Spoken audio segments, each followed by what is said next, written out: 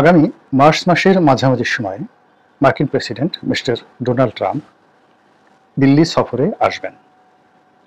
মূলত তার এই সফরটি এগিয়ে আনা হয়েছে। প্রথমে যেভাবে আশা করা হয়েছিল সেক্ষেত্রে মনে করা হতো যে তিনি হয়তো এপ্রিল মাসের প্রথম সপ্তাহে দিল্লি আসবেন, কিন্তু তড়িঘড়ি করে তিনি তার যে সফরসূচি এটি তিনি এগিয়ে এনেছেন এবং মার্চ মাসের মাঝামাঝি সময়টিতে যখন পবিত্র মাহে রামাদান উপলক্ষে সারা দুনিয়ার মুসলমানরা সময়টিকে উদযাপন করবেন ভাব গাম্ভীর্যময় পরিবেশে, ঠিক সেই সময়টিতে তিনি মধ্যপ্রাচ্য সফর করবেন এবং ভারত সফর করবেন।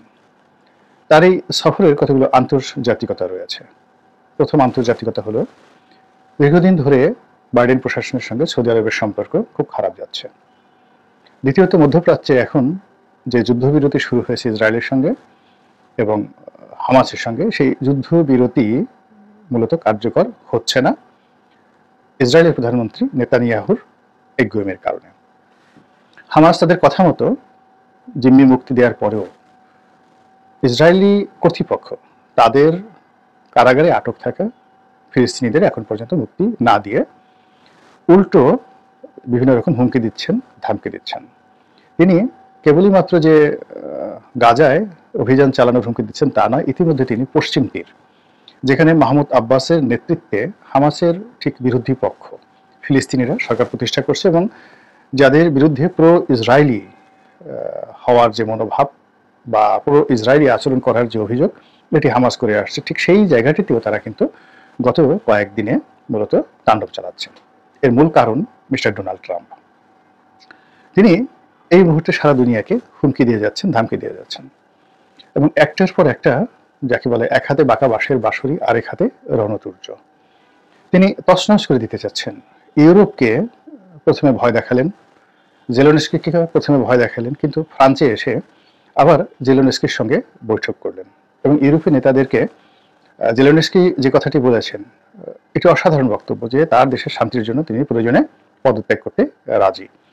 তো এখনো পর্যন্ত সেই ইউক্রেন এবং রাশিয়ার যে যুদ্ধ বা পুতিনের সঙ্গে ডোনাল্ড ট্রাম্পের যে বন্ধুত্বের যে কথাবার্তা শোনা যাচ্ছে, সেটি শেষ পর্যায়ে কোথায় গিয়ে থামবে, নাকি ডোনাল্ড ট্রাম্প তার নিজস্ব স্টাইল অনুযায়ী রাশিয়ার সঙ্গে খেলবে, চীনের সঙ্গে খেলবেন এবং ইউক্রেন থেকে, এই যুদ্ধ বিধ্বস্ত ইউক্রেন থেকে তাদের যে সর্বশেষ সহায় সম্পত্তিটুকু নিয়ে নেবেন, এটা এখনো পর্যন্ত বোঝা যাচ্ছে না। দ্বিতীয়ত, তিনি যে মধ্যপ্রাচ্য থেকে ভারতে আসার আগে মোহাম্মদ বিন সালমানের সঙ্গে একটা অস্ত্র সংক্রান্ত তিনি চুক্তি করতে চাচ্ছেন এবং এই চুক্তিটা করার জন্য it will be very big deal. হুতিদের সঙ্গে সৌদি আরবের সম্পর্ক, সিরিয়াতে নতুন যে বিদ্রোহী গোষ্ঠী এই মুহূর্তে ক্ষমতায় বসেছে তাদের সঙ্গে সৌদি আরবের সম্পর্ক, এই পুরো বিষয়গুলো নিয়ে তার উপর একটা চাপ প্রয়োগ করে সেখান থেকে যতটা সম্ভব অর্থনৈতিক সুবিধা নেওয়ার জন্য মিস্টার ডোনাল্ড ট্রাম্প মূলত সেখানে যাচ্ছেন। কিন্তু আড়ালে রয়েছে তার মোহাম্মদ বিন সালমানের সঙ্গে বন্ধুত্ব এবং এই যে তার যে বন্ধুত্বের ছলে অর্থ উপার্জনের যে প্রক্রিয়া, এটিকে আমাদের পাক ভারত উপমহাদেশে অধীনতামূলক মিত্রতা হিসেবে পরিচিত করেছে লর্ড ডালহৌসি। খুবই দুর্ধর্ষ এই তার সেই নীতি ছিল এবং ব্রিটিশ ভারতে তার মতো এরকম দুর্ধর্ষ নীতি কেউ নেয়নি। একইভাবে তিনি বাংলাদেশ নিয়ে খেলছেন, শেখ হাসিনাকে নিয়ে খেলছেন, ডক্টর মোহাম্মদ ইউনূসকে নিয়ে খেলছেন, জাতিসংঘ মিশনে আমাদের যে সেনাবাহিনী কাজ করছে, তো সেই সেনাবাহিনীকে নিয়েও তিনি খেলছেন। আবার মায়ানমারকে নিয়ে খেলছেন, ভারতকে নিয়ে খেলছেন। ভারতের সাথে তার অনেকগুলো বিষয় রয়েছে।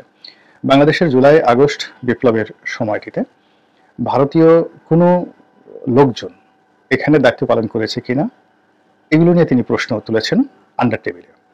দ্বিতীয়ত, শেখ হাসিনা সরকার পতনে এবং বাংলাদেশের অভ্যন্তরীণ রাজনীতিতে মার্কিন প্রশাসনকে ব্যবহার করে ভারত কি কি অনিয়ম করেছেন সেই প্রশ্নগুলো কিন্তু কূটনৈতিক চ্যানেলে ইতিমধ্যে পাঠিয়ে দেওয়া হয়েছে।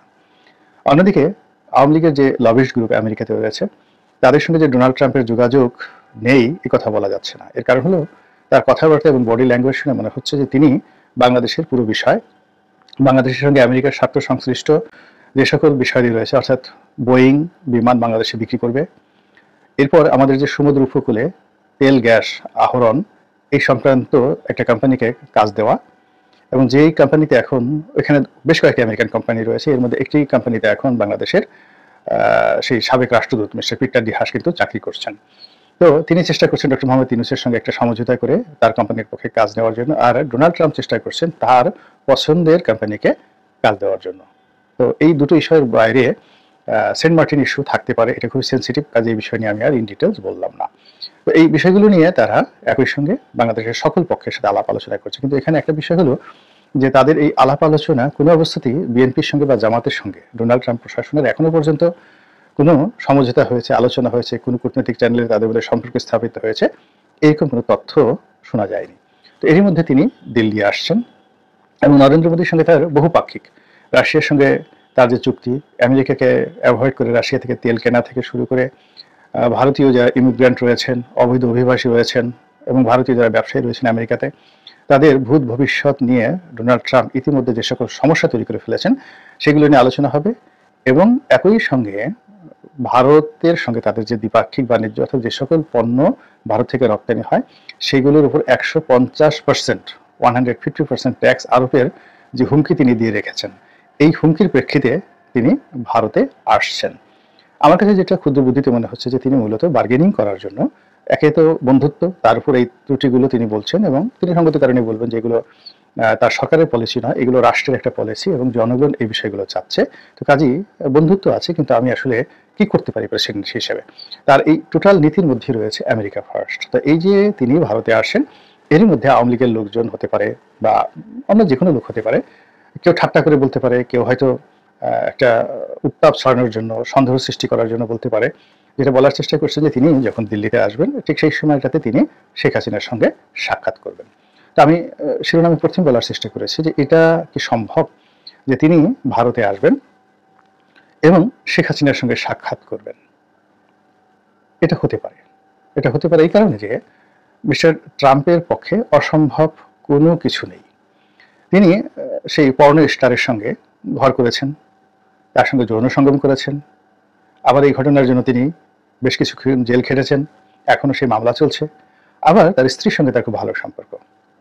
তিনি তারই চেয়েও খ্যাপাটে, তিনি যতটা খ্যাপাটে তার চেয়ে আরো 100 গুণ খ্যাপাটে একজন মানুষ। সেই তাকে তার বলতে গেলে এখন ডিফ্যাক্টো প্রেসিডেন্ট বানিয়েছেন সেই ইলন মাস্ককে। এরপর তার অন্যান্য সিলেকশন, তুলসী গ্যাবার্ড থেকে শুরু করে অন্যান্য যে সকল সিলেকশন, পুরো আমেরিকার প্রশাসনটিকে তিনি খ্যাপাটে বানিয়ে ফেলেছেন। এরা যা ইচ্ছে তাই করতে পারে, যা ইচ্ছে তাই করতে পারে। এরা বিশ্বে শান্তি প্রতিষ্ঠা করতে পারে, আবার হিটলারের মতো কোনো দুর্ঘটনা ঘটিয়ে দিতে পারে। এরা শান্তি প্রতিষ্ঠা করতে পারে, আবার একই সঙ্গে মুসলিনের মতো ঘটনা ঘটিয়ে দিতে পারে।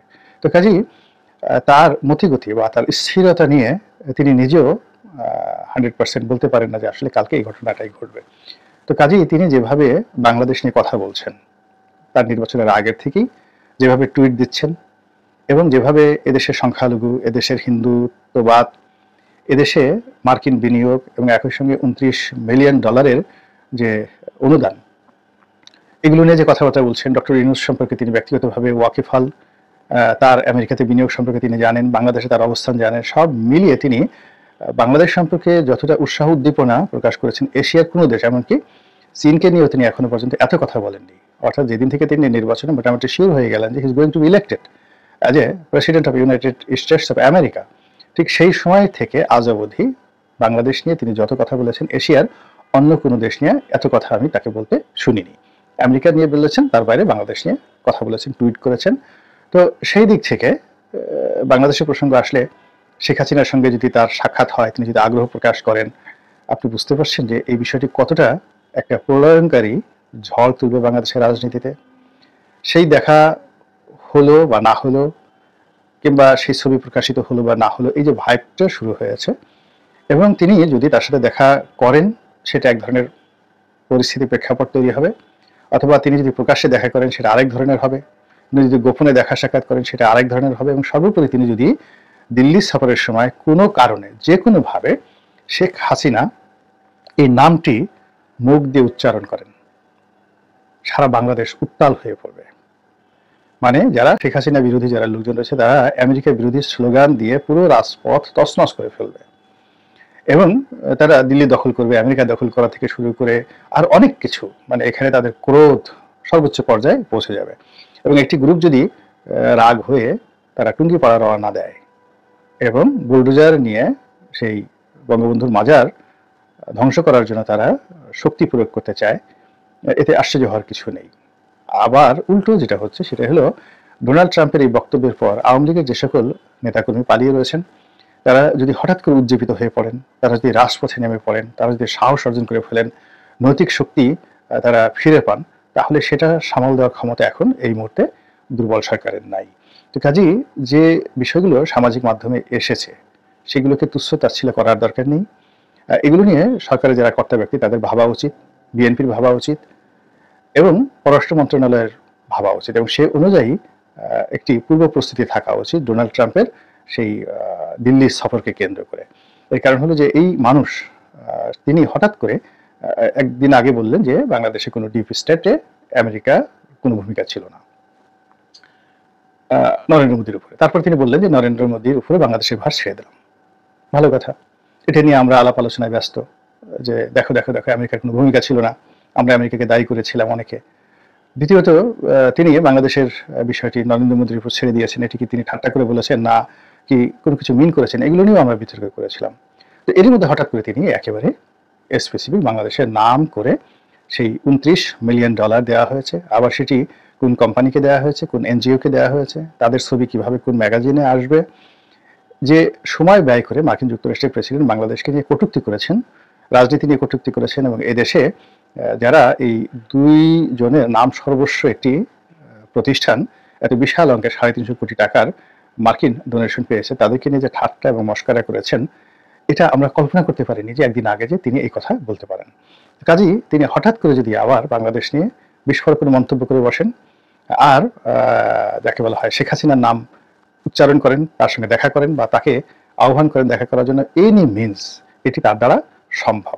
কেন সম্ভব এটা হয়তো অনেকেই জানেন যে তিনি খুবই ঈর্ষাপরায়ণ, প্রতিহিংসাপরায়ণ, খোঁটা দিয়ে কথা বলেন এবং সেই দিক থেকে হিলারি ক্লিন্টনের সঙ্গে তার যে খারাপ সম্পর্ক, এটি কিন্তু জো বাইডেনের চেয়ে 100 গুণ খারাপ সম্পর্ক হিলারি ক্লিন্টন। এবং হিলারি ক্লিন্টনের সঙ্গে যেহেতু ডক্টর মোহাম্মদ ইউনূসের ব্যক্তিগত বন্ধুত্ব, বিল ক্লিন্টনের সাথে বন্ধুত্ব, কাজেই বাংলাদেশের বিষয়টি তার নিকট অন্য যে কোনো বিষয়ের চাইতে তাকে চোখ টাটাচ্ছে, তার গলা চুলকাচ্ছে এবং তার মনের মধ্যে কেমন কেমন যেন করছে। ফলে তিনি বাংলাদেশ নিয়ে কথা বলতে থাকবেন আর যতই তিনি কথা বলবেন ততই আমরা অনেকেই বিপদ বিপত্তির মধ্যে পড়ে যাব।